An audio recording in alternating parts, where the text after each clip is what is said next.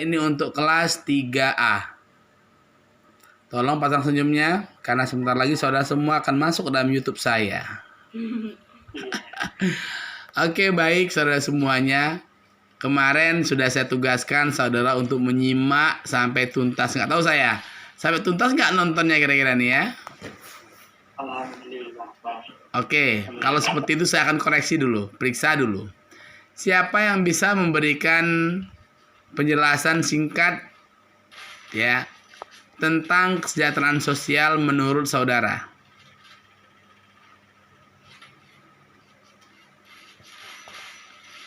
Silakan.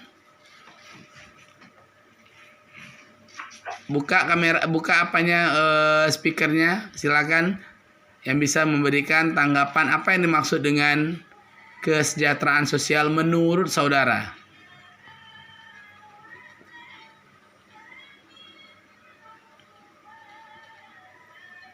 Loh, tapi membuat tugas, tapi kok nggak pada tahu nih?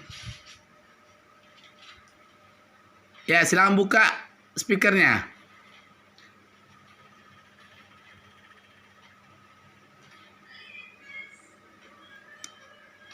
Siapa yang mau coba? Ayo.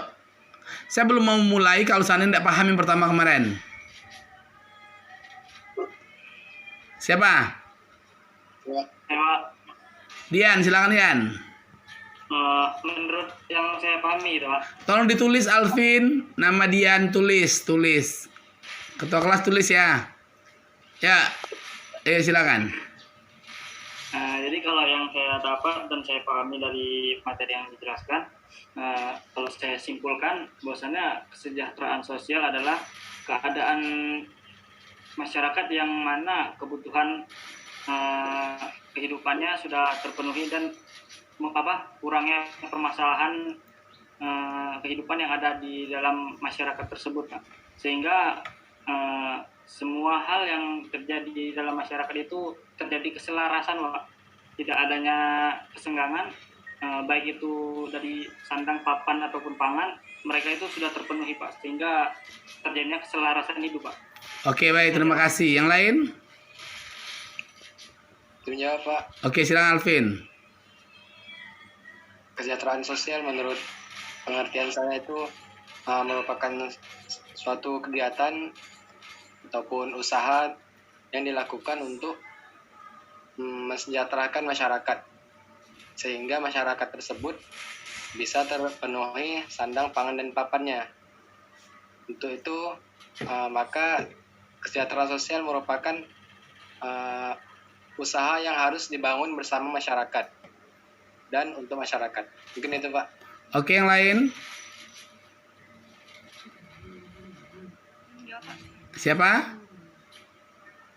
Dewinta, Pak. Dewita. Oke, silakan Dewita.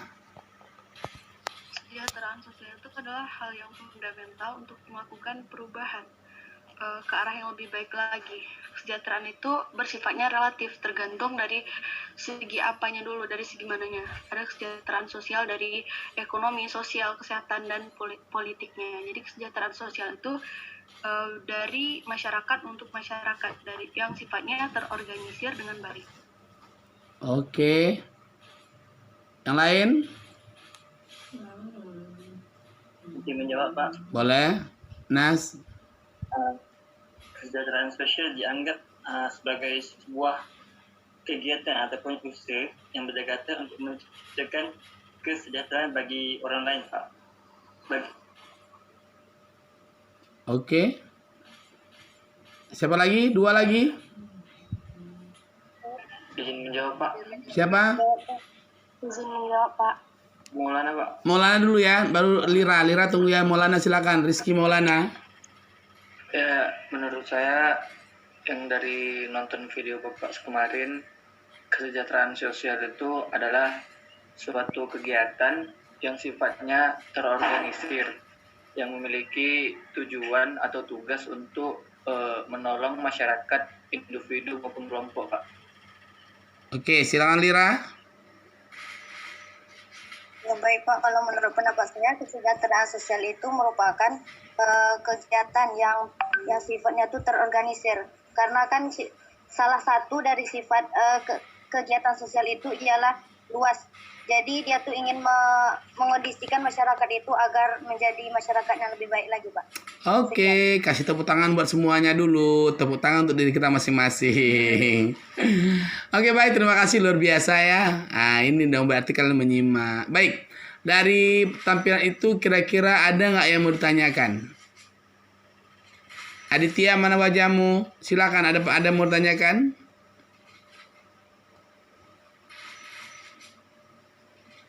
Ada pertanyaan? Silakan bagi yang mau bertanya.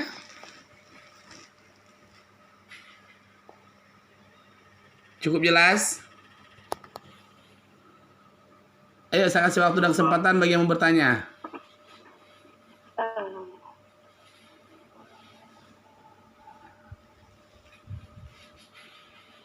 Izin bertanya, Pak. Boleh, silakan. Seperti yang Bapak jelaskan kemarin, untuk kesejahteraan sosial itu kan ada tingkatnya. Nah, kesejahteraan sosial itu secara dinamis, Bapak bilang kita harus tentukan pelayanan apa yang dibutuhkan masyarakat dan bagaimana bentuknya dan bagaimana caranya sehingga akan terukur hasilnya. Dan yang saya tanyakan, yang seperti apa, Pak, gitu? Kesejahteraan sosial secara dinamis yang seperti apa, yang bagaimana kita harus menentukan apa yang dibutuhkan masyarakat itu, gimana bentuknya, dan apakah ada contohnya, Pak, gitu. Oke. Dan itu saya kurang mengerti, Pak. Secara dinamis ya, sebentar. Kita lihat dulu yang secara dinamis. Ini sudah dialihkan ke saya belum ini? Sudah dialihkan ke saya? Saya buka share ini dulu ya. Oke. Udah kelihatan bahan saya belum? Belum, Pak. Belum nampak ya? Pak.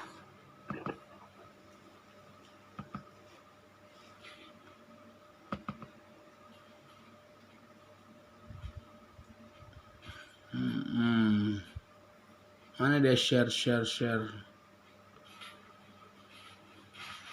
Oke, saya akan jelaskan dulu. Pertanyaan dari Lutfia tadi bahwa secara dinamis ini WA Friedlander lebih menekankan kepada pelayanan kesehatan sosial itu merupakan usaha pelayanan sosial dan lembaga yang membantu individu dan masyarakat dalam mencapai tingkat hidup dan kesejahteraan yang memuaskan. Ini bukti konkret bahwa dalam artian dinamis pelayanan sosial itu bersifat mengalami perubahan-perubahan berdasarkan kebutuhan zaman saat itu.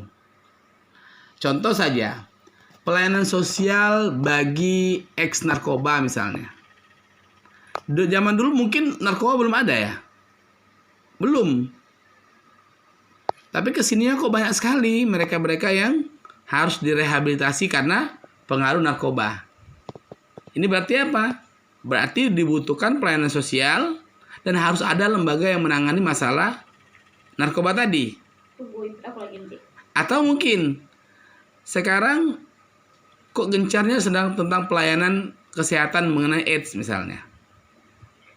Dulu ada nggak itu? Belum ada. Nah, sekarang penting nggak lembaga layanan itu? Nah, maka dia dikatakan bersifat dinamis. Kenapa bersifat dinamis? Karena memang keberadaannya disesuaikan dengan situasi dan kondisi saat itu. Disesuaikan dengan situasi dan kondisi saat itu. Nah, mungkinkah di masa yang akan datang pelayanannya akan berubah? Mungkin. Maka saya bilang ilmu kesejahteraan sosial selalu berkembang. Pelayanannya pun pasti akan selalu berkembang. Maka mesti diupdate selalu. Ini yang dikatakan secara dinamis. Dinamis itu berarti berubah sesuai dengan situasi dan kondisi kekinian atau saat itu. Nah, sama seperti saudara juga begini. Saudara juga sekarang memahami kesejahteraan sosial di zaman sekarang ini. Pelayanannya disesuaikan. Mungkin 5-10 tahun yang akan datang berubah lagi. Dulu belum ada yang namanya pandemi. Tapi mengapa kok zaman kalian online gitu? Dulu terbayang nggak sih ada online begini? Ada kuliah dengan menggunakan Zoom, misalnya nggak ada kan? Nah, itu pelayanan-pelayanan usaha-usaha dan lembaga untuk membantu individu, masyarakat, kelompok dalam mencapai tingkat kesejahteraan yang memuaskan. Usaha inilah yang bersifat dinamis tadi yang saya katakan. Bisa dipahami? Insya Allah bisa, Pak. Oke, baik. Silakan yang mau bertanya lagi ada? Makasih, Pak. Baik, kembali. Ini sudah kemarin?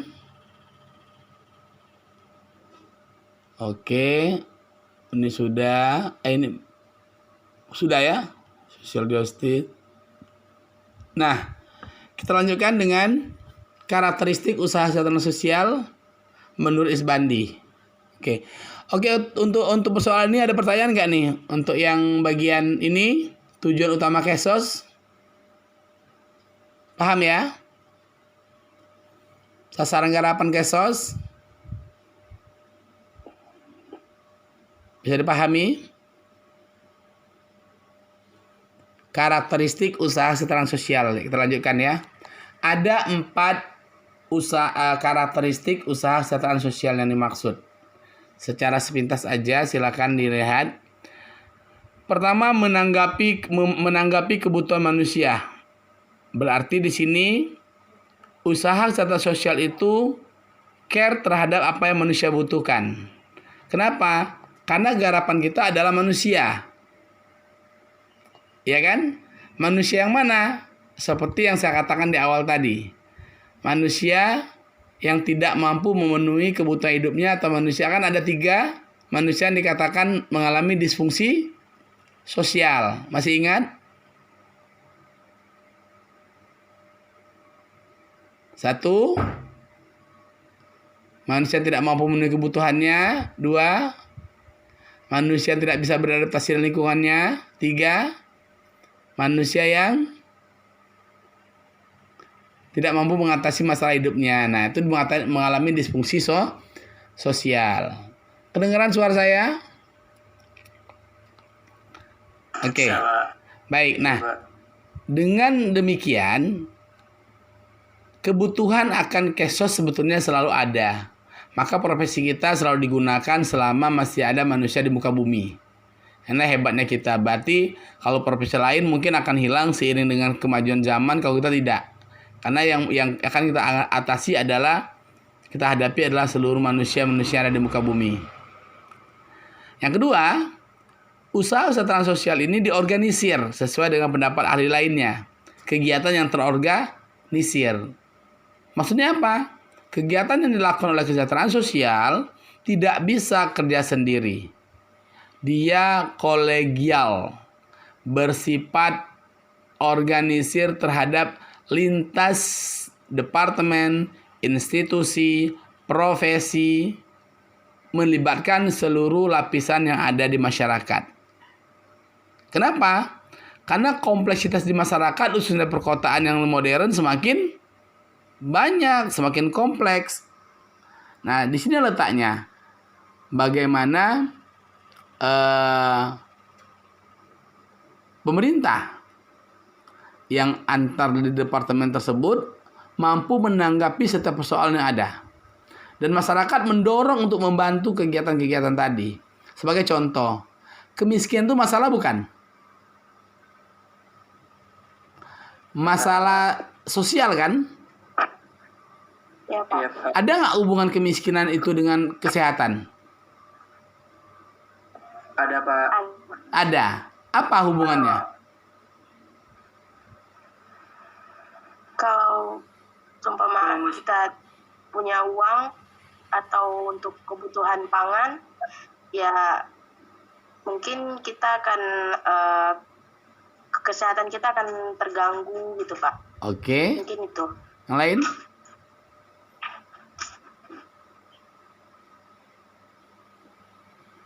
Kira-kira kalau orang-orang miskin makannya terjaga nggak?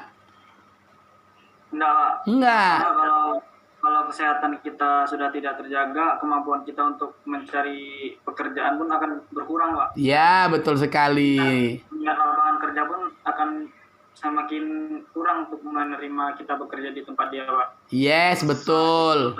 Karena kesenggangan sosial yang menyebabkan kemiskinan, Pak. Oke, cerdas. Nah, jadi betul kan?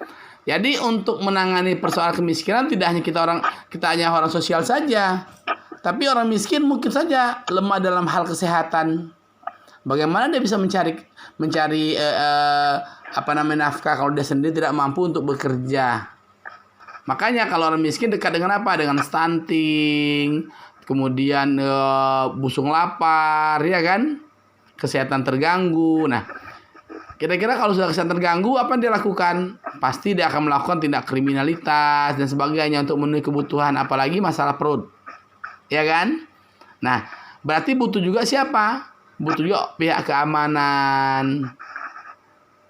Sama seperti bencana alam, kita membutuhkan siapa? Basarnas mungkin. Kemudian untuk mereka-mereka yang stres butuh psikolog. Jadi banyak sekali profesi-profesi lain, terutama nih orang-orang di bidang ekonomi pasti. BLK, koperasi, pokoknya mereka-mereka yang bergerak di bidang ekonomi juga memiliki keterkaitan erat dengan proses bantuan. Jadi melibatkan multi dan lintas unit, departemen dan sebagainya. Oke.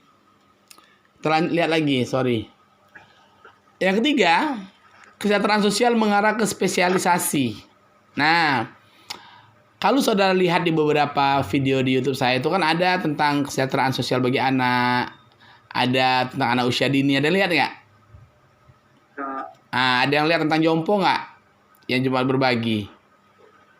Wah, ketahuan nih nontonnya sebagian ya. Saya sengaja share di sana.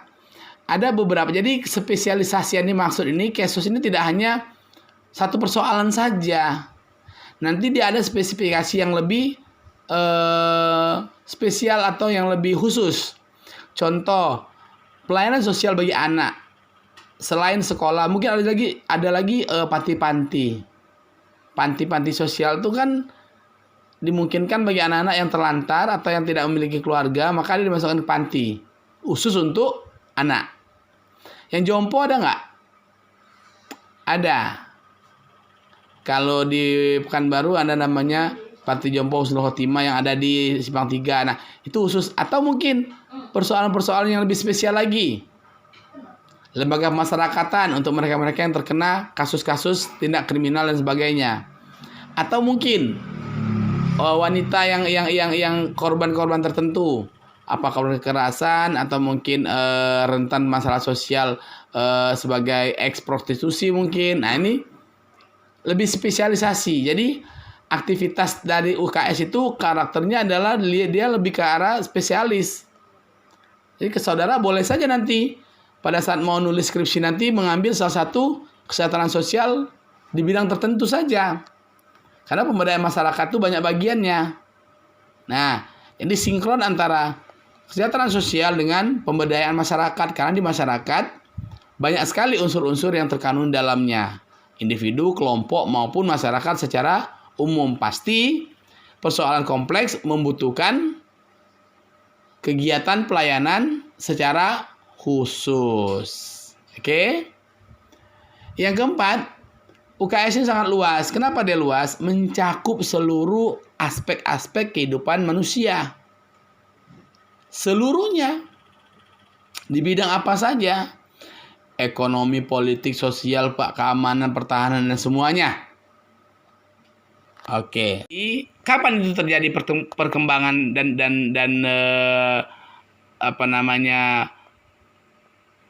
kemajuan yang kalian terima? Nanti. Setelah beberapa tahun kemudian. Nah, sosial juga begitu. Makanya pembinaan dan pengembangan bidang sosial itu butuh waktu yang lama. Dia mengakar dulu. Baru muncul perubahan-perubahan perilaku, sikap, pemikiran. Makanya kalau orang sosial nggak bisa bim salah bim. Dia butuh sebuah proses. Hari ini kalian masuk di mata kuliah. Semester besok terus sampai selesai. Nanti kapan kalian merasakan hasilnya? Setelah kalian lulus nanti. Oh, ini proses.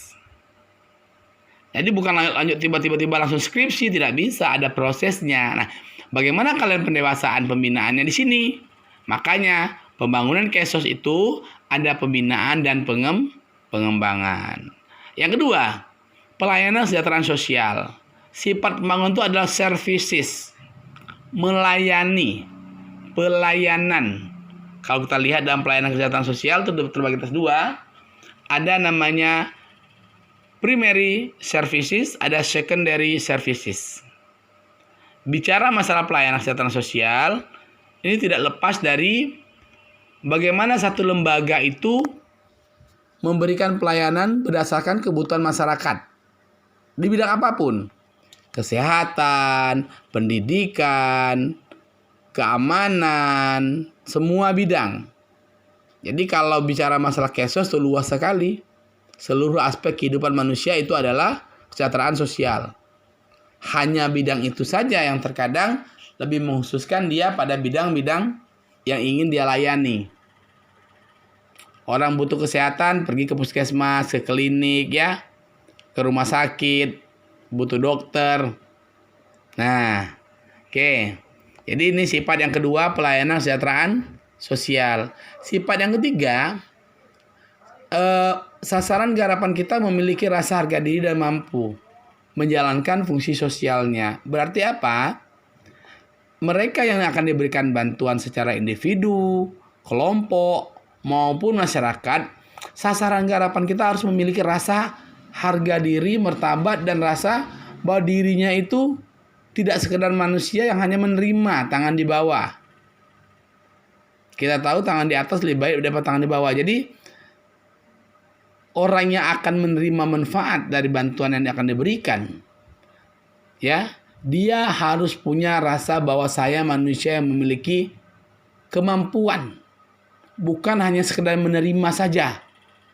Nah, ini fungsinya harus kalian ingat. Kenapa?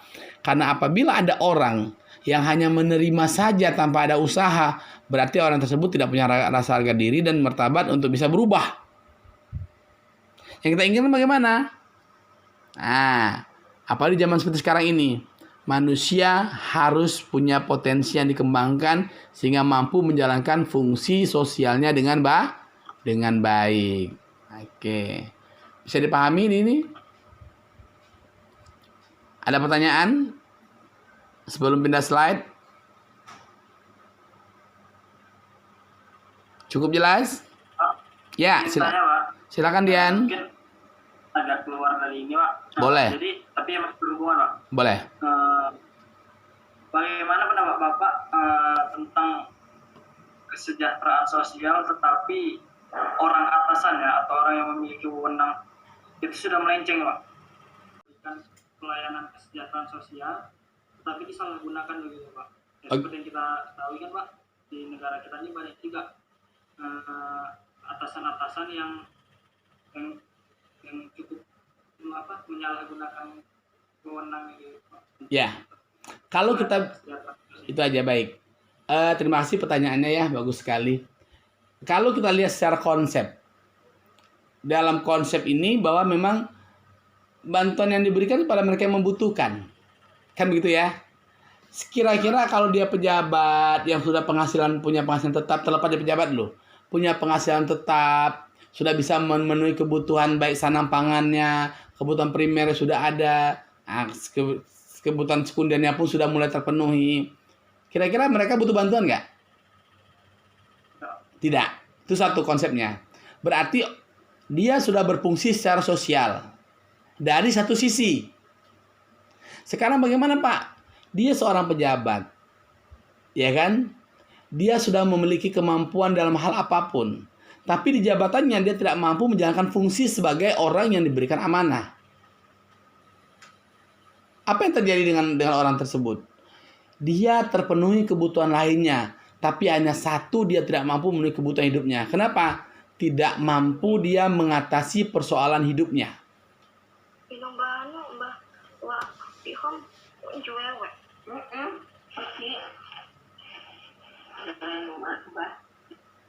Oke. Berarti apa di sini? Ketidakmampuan dia terhadap persoalan apa yang sebetulnya dia rasakan. Mengapa dia kok nggak bisa melakukan aktivitas dan tanggung jawab dia sebagai seorang pejabat? Ingat, kembali lagi ke tiga fungsi sosial tadi dong. Berarti apakah dia tidak mampu mengatasi masalah hidupnya? Tapi dia sudah punya semua, berarti dia dianggap oke dari segi kebutuhan. Tapi ternyata ada kebutuhan lain yang tidak dia bisa penuhi. Kebutuhan apa? Nafsunya, keinginan dia untuk pengen mendapat lebih. Dia tidak mampu beradaptasi. Mungkin saja, mohon maaf nih. Ya. Orang punya mobil mewah, dia kok tidak. Oh, di satu sisi saya harus sama dong dengan yang lainnya. Tapi di sisi lain, masa dengan cara korupsi, mengambil hak orang lain. Apalagi masa pandemik sekarang ini. Sangat naif kan berarti. Sementara orang butuh. Ini salah satunya. Jadi, dia dianggap satu sisi mampu memenuhi kebutuhan dan menjalankan fungsi sosialnya, tapi di sisi lain dia tidak bisa. Kesejahteraan sosial ingin membangun manusia supaya dia mampu menjalankan fungsi sosialnya dan dia punya rasa harga diri gitu. Tapi kalau dia sudah melenceng dan tidak bertanggung jawab terhadap amanah tersebut, apakah dia punya rasa harga diri lagi? Nah, jadi ini yang mau dipahamkan sehingga pembangunan bidang Keswas membina dan mengembangkan. Siapa yang kita bina? Orang-orang baik si pemberi bantuan maupun yang menerima bantuan apapun bentuknya. Baik secara individu, kelompok maupun masyarakat. Ini secara konseptual. Bagaimana Pak, ada yang meleset juga, ada yang melenceng juga, ada yang tidak amanah. Kembali ke oknum lagi. Mereka-mereka yang tidak memiliki bisa jadi keimanan yang rendah. Ya. Pemikiran yang masih memikirkan diri sendiri, atau mungkin ada rasa ketidakpedulian. Ya, ini kembali ke kajian secara individual atau oknum-oknum tertentu yang saya pikir wajib untuk diberikan pembinaan lebih lanjut. Apa pembinaannya? Nah, ini dia jenis pembinaannya nanti. Kita akan lihat. Sebentar ya. Pembinaan apa yang harus dilakukan? Nih pembinaan yang akan dilakukan. Kelihatan di sini kira fungsi sosial UKS yang mana yang harus dilakukan kepada persoalan tadi? Coba Dian. Rehabilitasi. Nah, betul sekali. Berarti apa? Mesti ada perbaikan. Apa yang salah sebetulnya? Untuk mengembalikan fungsi sosialnya.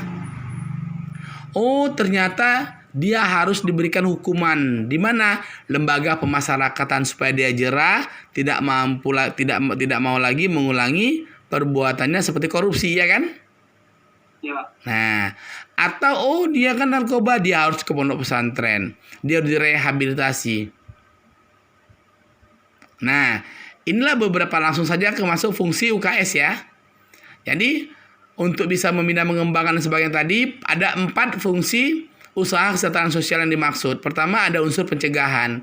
Ingat, mencegah jauh lebih baik daripada mengobati. Maka supaya tidak terjadi masalah, tidak muncul persoalan-persoalan, harus ada preventif atau pencegahan. Pencegahan ini penting. Karena ya saya katakan tadi, apabila masalah itu terjadi kita atasi sudah biasa, tapi mencegah supaya tidak muncul masalah maka perlu beberapa tindakan-tindakan nyata, baik dilakukan oleh pemerintah maupun masyarakat, mengantisipasi. Salah satunya ya supaya tidak menyebar pandemik ini apa yang harus dilakukan supaya orang jarang bertemu orang lain, maka adanya virtual seperti ini, Zoom meeting, supaya kita tetap bertemu, tetap belajar dan tetap menjaga jarak supaya tidak terjadi ya masalah corona, tidak tersebar penyakit dan sebagainya. Tapi ingat, prosesnya tetap berjalan.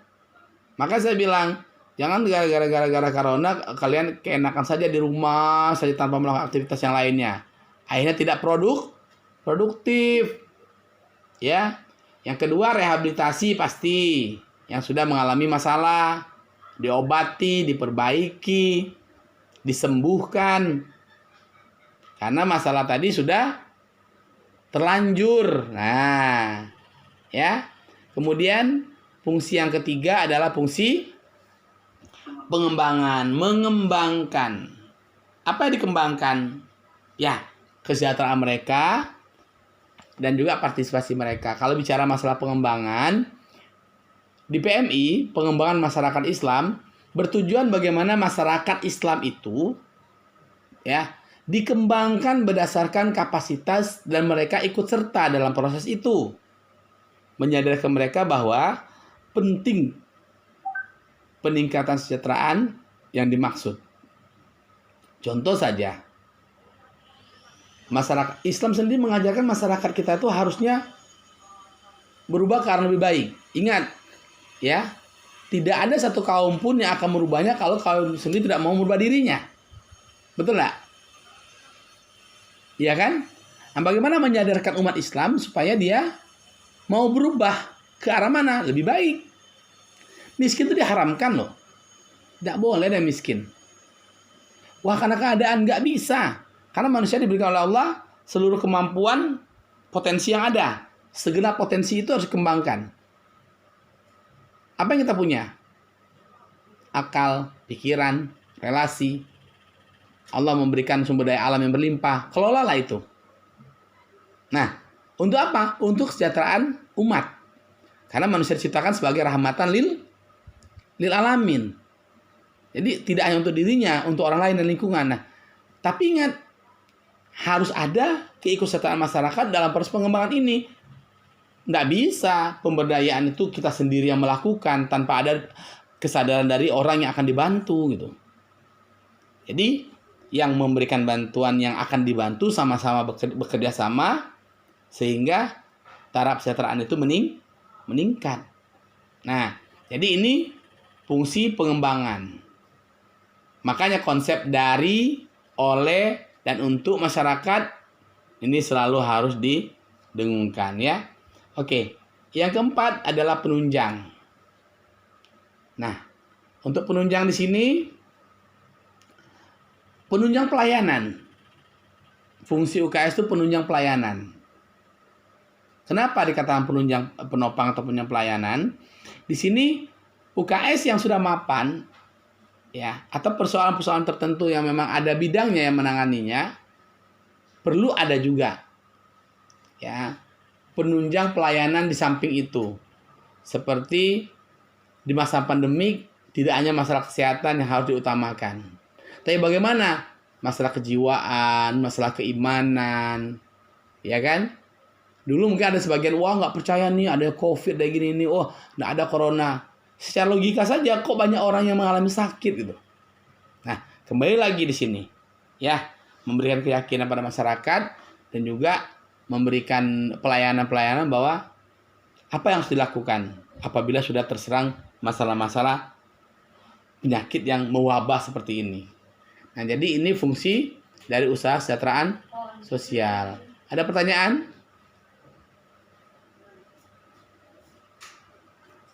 Silakan bagi yang mau bertanya.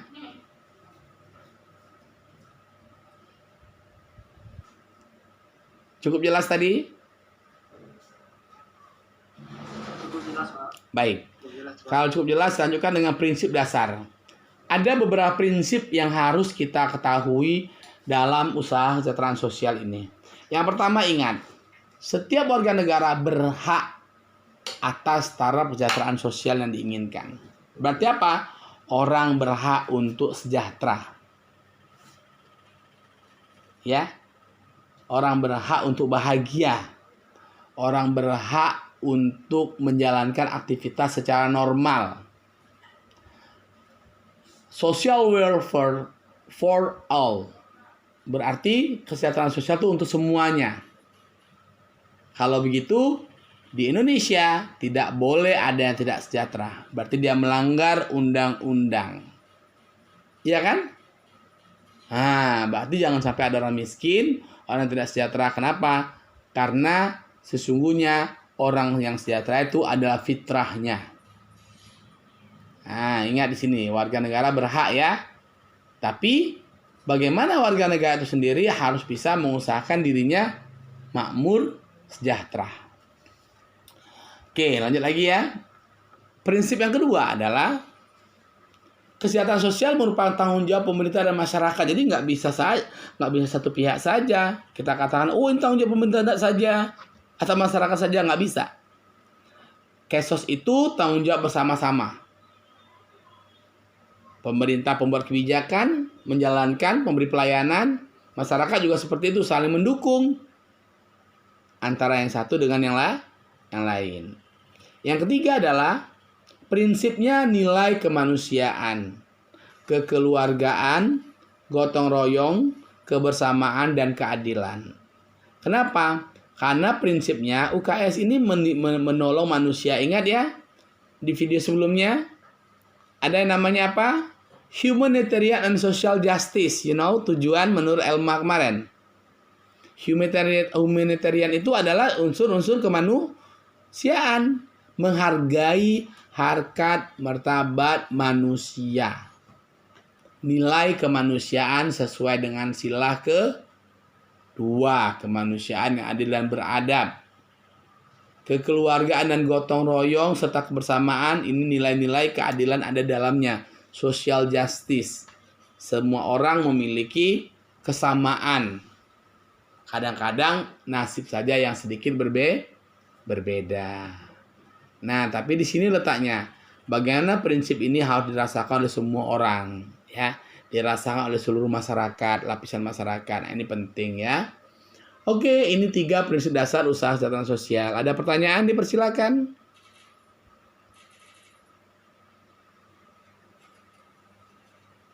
Cukup jelas? Alvin? Silakan, ada pertanyaan? Cukup jelas, Pak. Cukup jelas. Oke. Yang lainnya? Jelas semua. Oke, alhamdulillah kalau jelas ya. Saya akan lanjutkan lagi. Oke, ini sudah tadi ya. Nah, kita lihat beberapa gambar berikut ini. Gambarnya, Pak. Majalah pecah ya? Iya, Pak. Itu pengungsian ya, Pak? Oke, bilang pengungsian. Apa lagi? Pengungsian. Kemiskinan, Pak. Kemiskinan. Miskin, Pak. Siapa yang bisa mendefinisikan gambar berikut ini? Nggak jelas, Pak, gambarnya, Pak. Nggak jelas ya? Oke, ini bisa jadi korban bencana, kemudian kemiskinan. Siapa yang berdampak jelas di sini? Masyarakat. Anak-anak di mana masa depan mereka sangat panjang ya, dan mereka hidup seperti ini. Kira-kira kedepannya apa sih yang terjadi dengan mereka? Hambar masa depannya, Pak. Ya, hambar sekali. Kenapa? Karena mereka tidak bisa mengecap kehidupan dan pendidikan yang layak kan? Iya, Pak. Iya, tidak bisa. Ini persoalan juga nih. Persoalannya mana nih? Persoalan kesehatan anak. Maka pelayanan sosial diarahkan seperti ini nih. Ini sebelum dia, tunggu sebentar. Ini bibir sumbing ya. Sebelum dia dioperasi, ini sesudah. Kira-kira kalau dia seperti ini, cakep nggak nih? Oke. Ini mengalami masalah nggak dia dengan makan dan sebagainya? Iya, Pak. Jadi bagaimana UKS untuk anak diarahkan adanya bantuan. Dulu pernah ada ya operasi bibir sumbing, masih ingat? Masih, Pak. Membantu anak supaya apa? Tumbuh dengan baik. Mumpung masih anak-anak, setelah dewasa nanti mungkin berbeda lagi dia kan? Nah, ini buktinya sebelah sini. Ini membuktikan bahwa si anak ini sudah ceria kembali, tidak seperti awal. Nih, kalau di awal kan mungkin saja dia belum ngerti, diolok-olok. Tapi sudah tingkat SD, SMP, kalau nggak diobati bagaimana? Dia diolok-olok. Kemudian rendah diri dia, merasa dikucilkan, bicaranya terganggu, ya kan? Tapi setelah dioperasi ada program bibir sumbing oleh pihak Departemen Sosial kerjasama dengan Dinas Kesehatan. Ini coba lihat, senyumnya udah beda, tumbuh dengan baik, ngomongnya pun mudah-mudahan lebih baik lagi. Oke, kita lihat yang gambar berikutnya.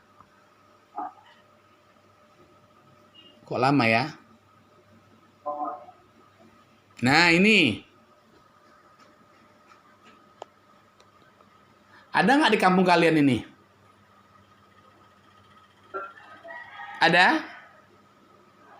Ada. Jompo terlantar. Kira-kira kalau di kampung kita diapain dia tuh?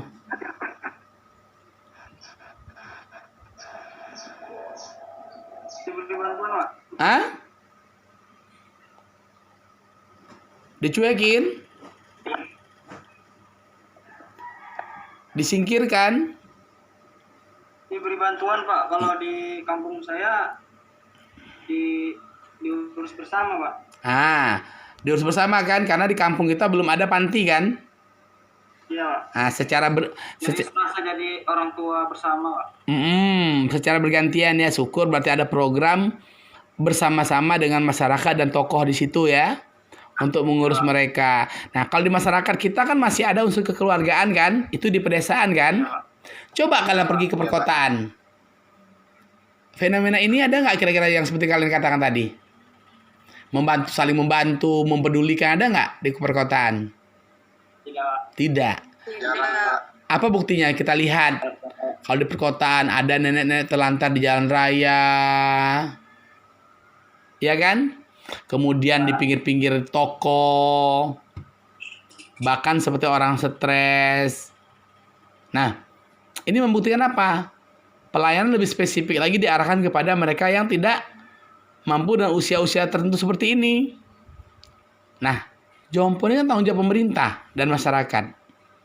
Kalau masyarakat mampu melakukan kegiatannya, seperti ada layanan tadi, entah rumah singgah, pelayanan sosial khusus untuk lanjut usia, panti-panti Jompo, masyarakat juga bisa membantu dalam hal apa? Pemberian bantuan, mungkin sekali-sekali bisa datang ke sana, dia berkunjung. Nah, banyak sebetulnya kegiatan-kegiatan yang bisa dilakukan untuk membantu jompo-jompo tersebut. Oke?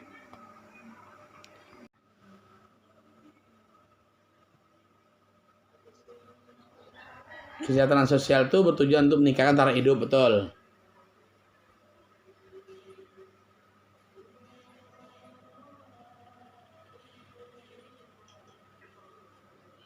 Halo. Pak, Ya, sila. Aha. akan untuk meningkatkan taraf hidup kepada yang lebih baik lagi. Betul. Pertanyaannya di sini, apakah orang yang melakukan perubahan itu atau gimana, Pak? Putus-putus suaranya. Apa tadi? Apakah? Apakah orang yang akan melakukan perubahan itu hidupnya harus sejahtera dulu atau mensejahterakan lain saja, Pak? Oke, baik. Terima kasih. Sama seperti ini ya. Pertanyaan bagus sekali. Coba saya tanya dan kalian dulu. Kita kira-kira kalau mau membantu orang, ya, idealnya sih memang betul. Kita dulu harus mapan, baru bisa membantu orang. Tidak mungkin, ibarat kata pepatah di kampung saya, tonggak membawa rebah, ya enggak? Betul ya? Tonggak membawa rebah itu berarti apa? Tempat kita bersandar kok malahan dia roboh. Betul enggak? Nah, jadi itu konsep yang seharusnya. Jadi bagaimana masalah orang kaya bersubsidi kepada orang miskin. Makanya ada mustahik, ada muzaki ya. Nah, ada yang memberi bantuan, ada yang menerima bantuan. Harusnya seperti itu. Tapi dalam konsep Islam dan konsep keagamaan sendiri, ya, kita kan beribadah berdasarkan kemampuan kita.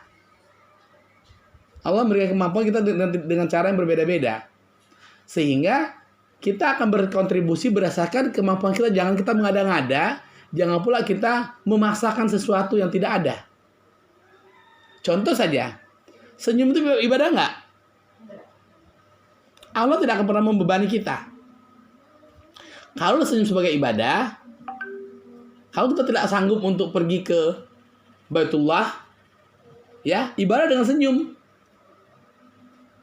Betul nggak? Asal senyumnya ikhlas. Kita harus ke Baitullah kan butuh dana dan sebagainya. Orang-orang tertentu. Makanya di rukun Islam itu haji bagi yang mampu. Yang tidak mampu bagaimana? Berusaha supaya mampu.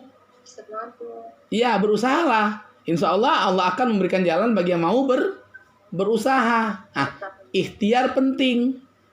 Nah, jadi bagaimana Pak kalau saya mau membantu orang? Apakah saya harus sejahtera dulu? Tidak harus. Tidak harus. Berkontribusilah berdasarkan kemampuan saudara. Tapi idealnya benar. Idealnya kita harus berjibaku usaha dulu, ikhtiar dulu, baru bisa. Tapi sampai kapan? Apakah ibadah itu menunggu kita mau mati saja? Tidak. Kalau tahu besok akan mati pasti hari ini. Nah, makanya sholatlah kamu secara khusus seakan-akan kamu besok akan mati.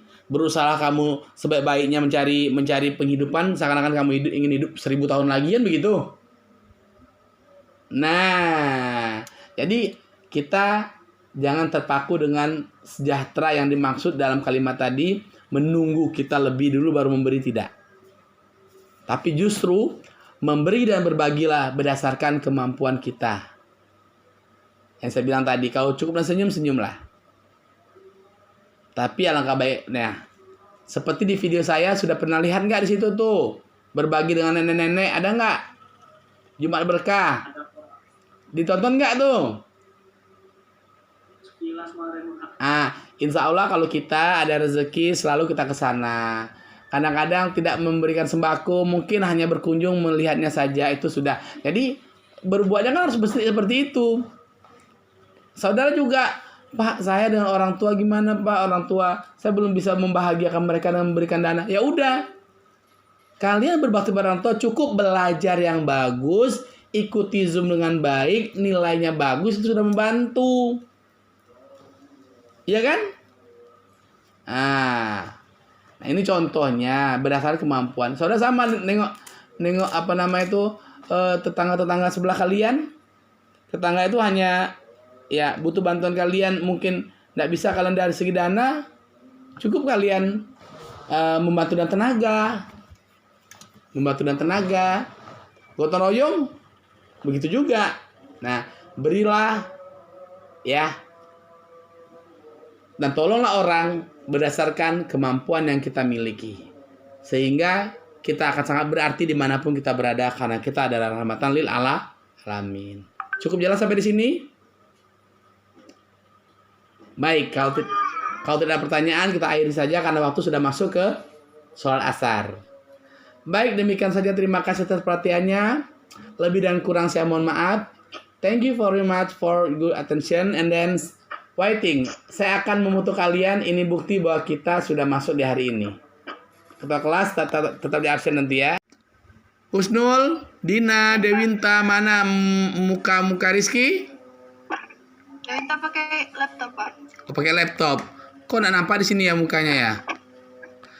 Bantu Dewita mutuin juga biar nampak mukamu ya. Oke. Ini akan masuk spesial materi di kelas 3A.